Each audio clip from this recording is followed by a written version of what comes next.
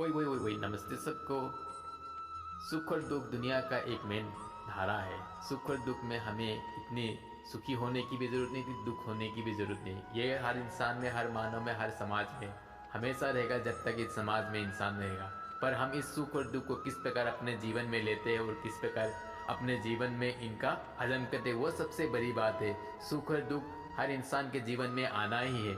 बिना सुख आए दुख भी नहीं आएगा और दुख आए बिना सुख भी नहीं आएगा, क्योंकि दुख और सुख इन दोनों का एक दूसरे के ऊपर निर्भर रहता है। अगर आपके जीवन में तभी तकलीफें आएंगी, तभी दुख आएंगे, तभी तो आप पता चलेगा कि सुख का महत्व क्या है। और ठीक उसी प्रकार जब आपके जीवन में खुशियाँ आएंगे तब दुख का महत्व एक दूसरे के ये जिंदा रखते हैं। तो इसलिए हमें सुख और दुख से इतनी डरने, इतनी भावुक होने की, अपने जीवन से हता होने की कोई ज़रूरत नहीं है।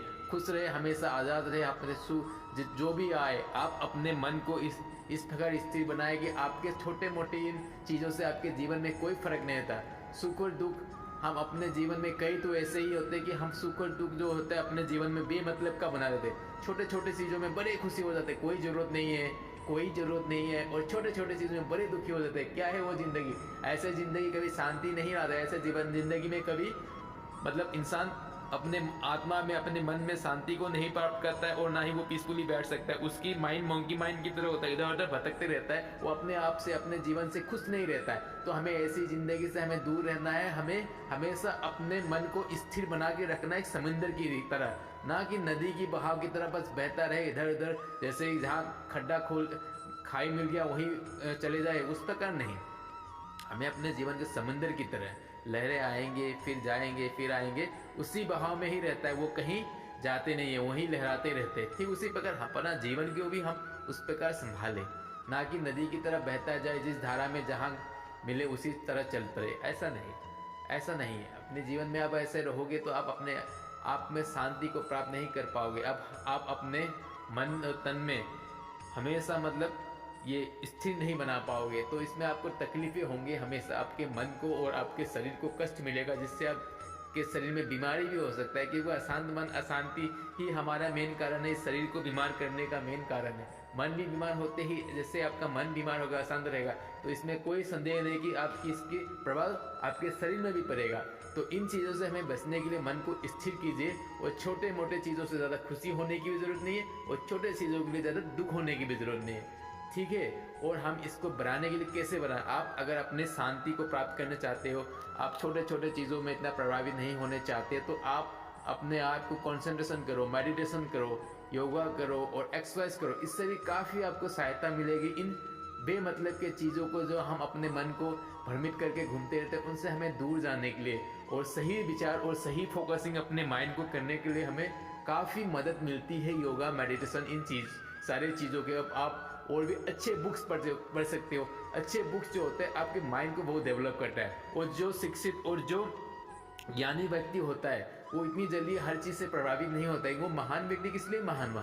क्योंकि वो छोटे छोटे चीज़ों से अपने जीवन में कोसने नहीं दिया। उसने अपने छोटे छोटे चीज़ों से अपने जीवन को तकलीफ नहीं दिया, इसी वजह से वो महान बनता है। उनकी सोच बड़ी होती है। जो छोटे चीज़ों में आप उलझा रहोगे तो बड़े कैसे करोगे? ठीक वही बात रह जाता है। हम अपने जीवन में हमेशा कोशिश करें कि इन छोटे मोटे चीज़ों से, छोटे मोटे जो अपने दुख और सुख, मतलब वो तो स्वाभाविक है कि हर इंसान में आना ही है।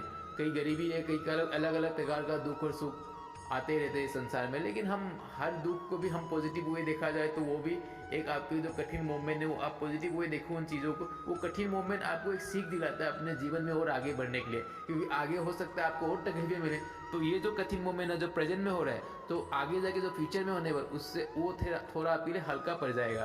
फिर ऐसे अगर आपके जीवन में कई कठिनाई आएंगे तो जीवन जो आगे जाके आपके बड़े बड़े कठिनाई भी आपको छोटे लगने लगेगा। क्योंकि जीवन तभी हम अपने जीवन में सीखते हैं जब हम उस चीज़ से जब हम फेस करते हैं, उस चीज़ जो हमारे जीवन में जब हम वो आते हैं तब हम उसका एहसास और हमें पता चलता है। ठीक एक जीवन एक सीख है हर उम्र वालों के लिए। ये नहीं कि जीवन का सीखने का टाइम ये नहीं है कि आप अपन बस 20-30 साल तक ही सीखे। आपका जीवन का मरने से 2 मिनट पहले भी आप कुछ सीख के जा सकते हो संसार में, ऐसा कुछ नहीं है। इसलिए हमें हर जीवन का हर तकलीफ को कोई टेंशन नहीं लेने का है और सबको हजम करने का है और सबको बोलना है बाय बाय टाटा, मेरे को कोई फर्क नहीं पड़ता, मैं अपने काम में ये अपना आना ही है, आपको तो आना ही है, मुझे हजम जैसे करना है वो मेरे को पता है, क्योंकि दुख तो आना ही है, उसे आपको लेना ही पड़ेगा। और आप कैसे ले ये आपके ऊपर निर्भर करता है। सो इनको हंसते हुए ले, खुशी से ले, और अपने मन में शांति बनाए रखे, सबसे मिलके रहे, क्योंकि दुख और सुख में आपको ज़्यादा आपको विचलित या वो होने की कोई ज़रूरत नहीं है, दुखी और होने की, भावुक होने की ज़रूरत नहीं है।